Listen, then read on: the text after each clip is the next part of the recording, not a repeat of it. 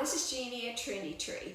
And the other day I was making a bow and I was using my Bowdabra. And someone had asked me where I got this board. Well, the Bowdabra is just a tool to use for bow making, and the Bowdabra is this plastic part. And this is the little wand.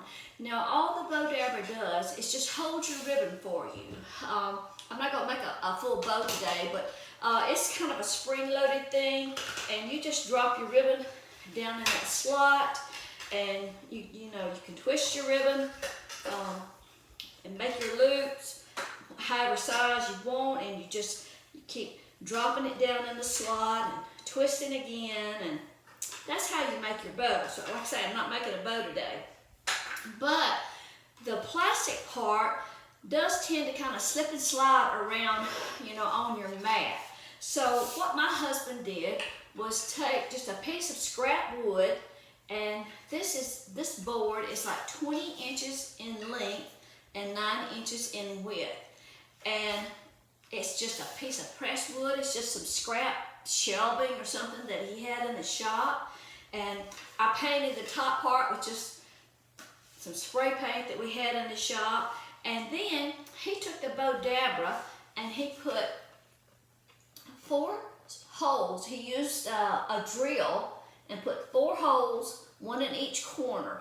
Now, this is plastic, and we didn't know when he tried to drill the hole if it was going to split it, bust it, or what, but it worked, just some small holes, but it worked out okay. And then he took some screws and then just screwed it into the board, and then made sure that the screws, didn't go all the way through.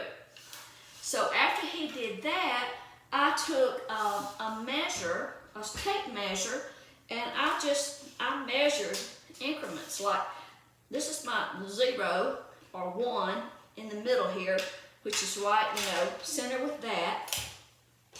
And then I measured out 4 inches. So if I want to make a 4-inch loop or an 8-inch bow, I put my ribbon out to 4 inches on each side. And then if I want to make a 12-inch bow with 6-inch loops, I come out to the 6-inch mark, 8 and 10. So with this, you can make a bow that's like 20 inches in width if you wanted to. 6 is around the average for a wreath bow. But I just did that with a permanent marker. And it just really helps because you've got the weight of the board. So when you're working with it, it's not going to slip and slide around. And you can just say, you can measure your tails. Say for instance, if I want my tail 16 inches, I can come on beyond the board, pinch up your ribbon, drop it in the slot. Of course, this ribbon is the same on both sides. You don't have to turn it, but I am. But say I want to make a 12-inch wreath bow, then I make my loop, I come out to the 6-inch measure and drop it down in there, give it a twist,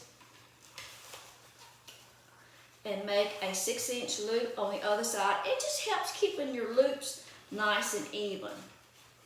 So you can just do that and then come down and measure your tails. And if you have like several stacks of ribbon here, you take this little wand and just slide that down in there and push that down, and that kind of helps compress your bow. But anyway, since someone had asked me about it, I just wanted to show you that. But it's mounted on a scrap piece of wood, 20 inches by 9 inches, and the markings are like 2-inch increments, okay? Hope you'll visit Trendy Tree, where we have all kinds of wreath making supplies, from forms, mesh, ribbons, florals, signs, just everything that you need to put together a wreath. And we also have collectible ornaments. Thanks for dropping in. I'll see you next time. Bye-bye.